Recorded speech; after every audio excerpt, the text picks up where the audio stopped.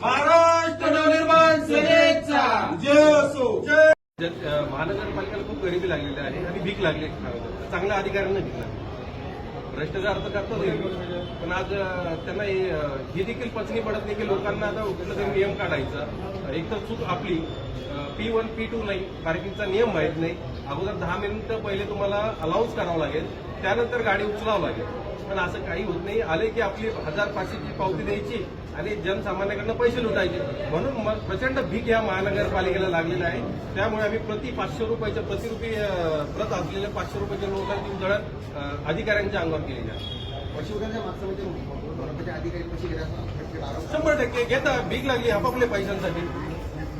करा ना, अगोदर तुम्ही पार्किंगची व्यवस्था करा, त्यानंतर तुम्ही लोकांना फाईन करा. अरे चूक आपली म्हणजे स्वतः ते काय म्हणतात ना,